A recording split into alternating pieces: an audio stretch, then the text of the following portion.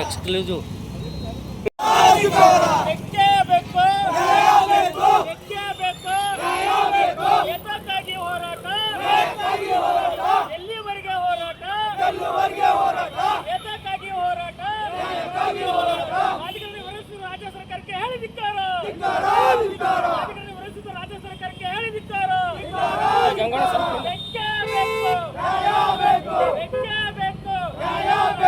ಇಂದು ಕಾಂಗ್ರೆಸ್ ಪಕ್ಷದ 2ನೇ ಪಟ್ಟಿಯ ಸಚಿವ ಸಂಪುಟವನ್ನು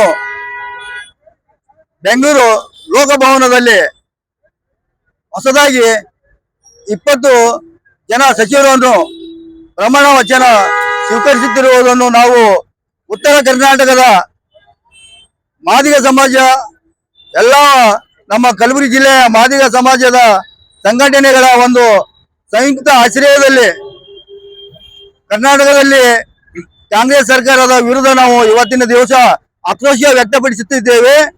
ನಮ್ಮ ಉತ್ತರ ಕರ್ನಾಟಕದ ಮಾದಿಗ ಸಮಾಜದ ಪ್ರಭಾವ ನಾಯಕರಾದ ಮತ್ತು ಉತ್ತರ ಕರ್ನಾಟಕದಲ್ಲಿ ಮರು ಚುನಾವಣೆಯಲ್ಲಿ ಕಾಂಗ್ರೆಸ್ ಪಕ್ಷವನ್ನು ಗೆಲ್ಲಲು ಕಾರಣೀಭೂತರಾದ ಸನ್ಮಾನ್ಯ ಶ್ರೀ ಮುದ್ದು ಮತಕ್ಷೇತ್ರದ ಆರ್.ಬಿ. ತಿಮ್ಮಾಪುರ್ ಅವರ ಬಹುಮುಖ್ಯ ಪಾತ್ರವಿದೆ. ಅದನ್ನು ಕಾಂಗ್ರೆಸ್ ಪಕ್ಷದ ಹೈಕಮಾಂಡ್ ಅವರು ಪರಿಗಣಿಸದೆ ಉತ್ತರ ಕರ್ನಾಟಕದ ಮಾದಿಗರಿಗೆ ಇವತ್ತಿನ ದಿವಸ ಅನ್ಯಾಯ ಮಾಡ್ತಾ ಇದ್ದಾರೆ. ಕಾಂಗ್ರೆಸ್ ಪಕ್ಷದ ಒಂದು ಸಾಮಾಜಿಕ ಒಂದು ಬದ್ಧತೆಯಿಂದ ನಾವು ಸರ್ಕಾರವನ್ನು ನಡೆಸಿಕೊಂಡು ಹೋಗುತ್ತೇವೆ ಎಂದು ಏನು ರಾಜ್ಯದ ಮುಖ್ಯಮಂತ್ರಿಗಳಾದ ಡಿ.ಕೆ. ಶಿವಕುಮಾರ್ ಅವರು ಮತ್ತು ಕಾಂಗ್ರೆಸ್ ಪಕ್ಷದ ರಾಷ್ಟ್ರೀಯ ವಕ್ತರು ಮತ್ತು ರಾಜ್ಯದ ವಕ್ತರು ಏನು ಇವತ್ತಿನ ದಿವಸ ಕರ್ನಾಟಕ ರಾಜ್ಯದಲ್ಲಿ ಮಾದಿಗ ಜನಸಂಖ್ಯೆಯು ಪರಿಶಿಷ್ಟ ಜಾತಿಯಲ್ಲಿ ಅತಿ ಹೆಚ್ಚಿನ ಜನಸಂಖ್ಯೆ ಹೊಂದಿದರೂ ಕೂಡ ಸಾಮಾಜಿಕ ನ್ಯಾಯಯುತವಾಗಿ ಈ ಒಂದು ನಮ್ಮ ಸಮಾಜದ ಒಂದು ಜನಸಂಖ್ಯೆ ಅನುಗುಣವಾಗಿ ಈ ಸಚಿವ ಸಂಪುಟದಲ್ಲಿ ಸಾಮಾಜಿಕ ನ್ಯಾಯದ ಬದ್ಧವಾಗಿ ಈ ಒಂದು ಕಾಂಗ್ರೆಸ್ ಪಕ್ಷದ ವರಿಷ್ಠರು ಒಂದು ಸಂವಿಧಾನದ ಆತ್ಮಕವಾಗಿ ಅವರನ್ನು ಗಮನಕ್ಕೆ ತೆಗೆದುಕೊಳ್ಳಬೇಕಾದರೆ ನಮ್ಮ ಒಂದು ಪರಿಶಿಷ್ಟ ಜಾತಿಯಲ್ಲಿ ಮಾದಿಗ ಜನಸಂಖ್ಯೆಯು ಅತಿ ಹೆಚ್ಚಿನ ಜನಸಂಖ್ಯೆ ಹೊಂದಿದೆ. ಆದರೂ ಕೂಡ ಆ ಒಂದು ಒಳ ಮೀಸಲಾತಿಯ ಒಂದು ಅನುಗುಣವಾಗಿ ಜನಸಂಖ್ಯೆಯ ಆಧಾರದ ಮೇಲೆ ನಮ್ಮ ಒಂದು ಮಾದಿಗ ಸಮಾಜದ ಶಾಸಕರಿಗೆ ಈ ಒಂದು ಡಿ.ಕೆ. ಶಿವಕುಮಾರ್ ಅವರ ಸಚಿವ ಸಂಪುಟದಲ್ಲಿ ಕನಿಷ್ಠ 4 ಸ್ಥಾನ ಸಚಿವ ಸ್ಥಾನ ಕೊಡಬೇಕಾಗಿತ್ತು.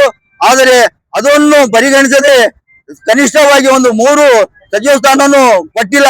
ಅದೇ ರೀತಿಯಾಗಿ ಬೇರೆ ಒಂದು ನಮ್ಮ ಪರಿಶಿಷ್ಟ ಜಾತಿಯಲ್ಲಿ ಇರುವಂತಹ ಹೊಲಿಯ ಜಾತಿಯವರಿಗೆ 4 ಸಚಿವ ಸ್ಥಾನವನ್ನು ನೀಡಿದ್ದಾರೆ. ಆ ಒಂದು ಸಮುದಾಯ ನಮ್ಮ ಮಾದಿಗ ಸಮುದಾಯಕ್ಕಿಂತ ಕಮ್ಮಿ ಜನಸಂಖ್ಯೆ ಇದ್ದರೂ ಕೂಡ ಅವರಿಗೆ 4 ಸಚಿವ ಸ್ಥಾನ ಕೊಡ್ತಾರೆ. ಮತ್ತು ಅಲ್ಪಸಂಖ್ಯಾತ ಮುಸ್ಲಿಂ ಸಮುದಾಯದ ಜನಸಂಖ್ಯೆಯ ಒಂದು ಕಡಿಮೆ ಸಂಖ್ಯೆ ಇದ್ದರೆ ಅವರಿಗೆ 3 ಸಚಿವ ಸ್ಥಾನ ಕೊಡ್ತಾರೆ. ಇದೇ ರೀತಿಯಾಗಿ ಈ ಒಂದು ಕಾಂಗ್ರೆಸ್ ಪಕ್ಷದ ವರಿಷ್ಠರು ಮತ್ತು ರಾಜ್ಯದ ಮುಖ್ಯಮಂತ್ರಿಗಳು ಏನು ನಮ್ಮ ಮಾದಿಗರಿಗೆ ಕಡೆಗಣಿಸಿ ಏನು ಸಚಿವ ಸ್ಥಾನದಲ್ಲಿ 2 ಸ್ಥಾನಗಳನ್ನು ನೀಡುತ್ತಾರೆ. ಅದನ್ನು ನಾವು ಉಗ್ರವಾಗಿ ಖಂಡಿಸುತ್ತೇವೆ. ನಾಳೆ ಇನ್ನೊಂದು ನಮ್ಮ ಉತ್ತರ ಕರ್ನಾಟಕದ ಪ್ರಭಾವಿ ನಾಯಕರಾದ ಆರ್.ಬಿ.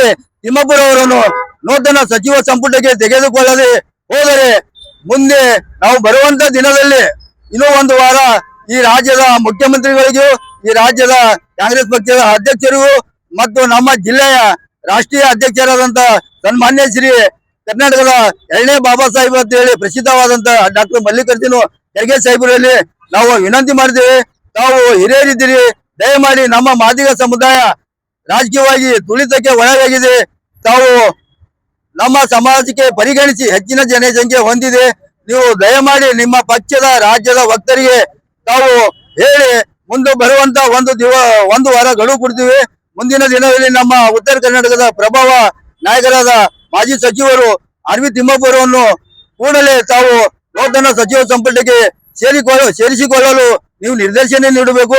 ಒಂದು ವೇಳೆ ನೀವು ಆ ಒಂದು ರಾಜ್ಯ ಸರ್ಕಾರ ನಮ್ಮ ಮಾದಿಗ ಸಮಾಜದ ನಾಯಕರಾದ ಆರ್ ವಿ ತಿಮ್ಮಾಪುರ ಸಚಿವ ಸ್ಥಾನ ನೀಡದೆ ಹೋದರೆ ಮುಂದಿನ ದಿನದಲ್ಲಿ ಕಾಂಗ್ರೆಸ್ ಪಕ್ಷದ ವಿರುದ್ಧವಾಗಿ ಉಗ್ರವಾಗಿ ನಾವು ಪ್ರತಿಭಟನೆ ಮಾಡಬೇಕಾಗ್ತದ. ಇವತ್ತಿನ ದಿವಸ ನಾವು ಏನ್ ಮಾಡಿವಿ, ಇದು ನಾವು ಕಾಂಗ್ರೆಸ್ ಪಕ್ಷಕ್ಕೆ ಮತ್ತು ರಾಜ್ಯದ ಮುಖ್ಯಮಂತ್ರಿಗಳಿಗೆ ಮತ್ತು ರಾಷ್ಟ್ರೀಯ ನಾಯಕರಿಗೆ ಮತ್ತು ರಾಜ್ಯದ ವರಿಷ್ಠರಿಗೆ ನಾವು ಎಚ್ಚರಿಕೆ ಗಂಟೆ ಕೊಟ್ಟಿದ್ದೇವೆ.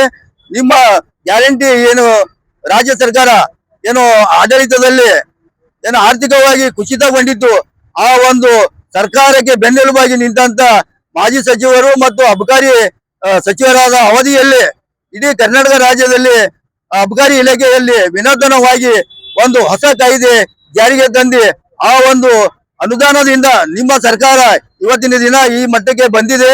ಅದು ಒಂದು ತಾವು ಪಕ್ಷದ ವರಿಷ್ಠರು ಗಮನಿಸಿ ಕೂಡ ಅವರು ಒಂದು ಒಳ್ಳೆಯ ಆಡಳಿತ ನೀಡಿದ್ದಾರೆ.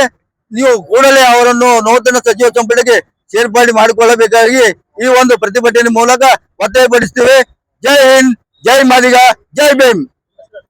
ನನ್ನ ಹೆಸರು ಚಂದ್ರಕಾಂತ್ ನಾಡಿಕರ್, ಕಲಬುರಗಿ ವಿಭಾಗೀಯ ಅಧ್ಯಕ್ಷರು, ಕರ್ನಾಟಕ ರಾಜ್ಯ ಮಾದಿಗ ಸಮಾಜ್ ಸಂಘಟನೆಯ ವಿಭಾಗೀಯ ಅಧ್ಯಕ್ಷರು ಮತ್ತು ನಮ್ಮ ಸಂಘಟನೆಯ ಜಿಲ್ಲಾಧ್ಯಕ್ಷರಾದ ನಮ್ಮ ಸಂಘಟನೆಯ ಜಿಲ್ಲಾಧ್ಯಕ್ಷರಾದ ಸಿದ್ಲಿಂಗ್ ಸಿ ಕಡ್ಡಿಮನಿ